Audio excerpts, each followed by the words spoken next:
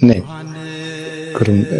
ማርያም መግደላዊት ከክርስቶስ መቃብር ቀደም ብላ መጣች። ስትመጣ ድንጋዩ ተንከባሎ አገኘችው።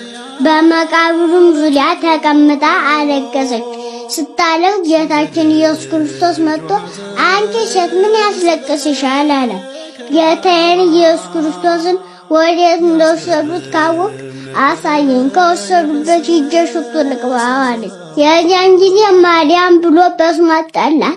የዚያን ጊዜ አወቀችውና ረቡኝ መምህር ሆይ ብላ ሂዳ ልዳስሰው ስትል ታይ እንዳትነኪኝ፣ ገና ወደ አባቴ ወደ አባታችሁ ገና ወደ አምላኬ ወደ አምላካችሁ አላለኩምና ሂደሽ ለሐዋርያቱ ትንሣኤን ንገሪልኝ አላት።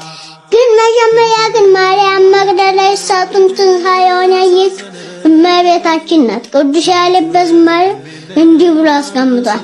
አብርሂ አብርሂ ማርያም ወላዲተ አምላክ አብርሂ ማርያም መግደላዊት እስመ ተንሥአ ክርስቶስ እሙታን። ድንግል ማርያም ወይ አብሪ ማርያም መግደላዊት አብሪ ክርስቶስ ከሙታን ተለይቶ ተነስቷልና። ክርስቶስ ለመጀመሪያ ጊዜ ሲወለድ ያያት እናቱን ነው።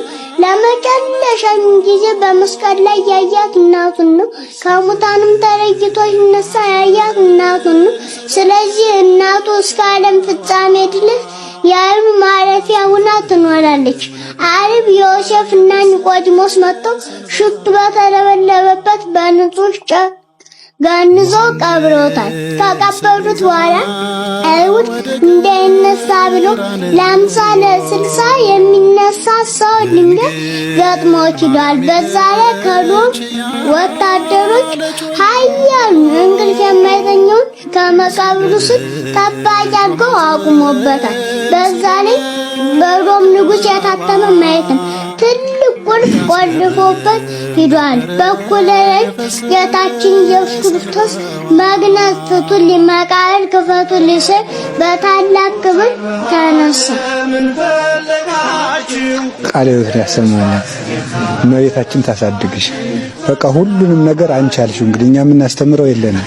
እደጊልን ሆነቱ እግዚአብሔር ካንቺ ጋር ይሁን። እሺ ወይ ግሩም! የእግዚአብሔር ሀብቱ ብዙ ነው። በጣም የሚያስደንቅ ነገር ነው። የአባቶቻችን የእናቶቻችን ዘመን ነው ያሳየችን በእውነቱ ማለት ነው። በዚህ እድሜ የሚታሰብ አይደለም። በእርግጥ እግዚአብሔር እጁን ከሷ ጋር እንዳደረገ የሚያሳይ ነገር ነው በእውነት። መድኃኔዓለም ብቻ ያስፈጽምልን።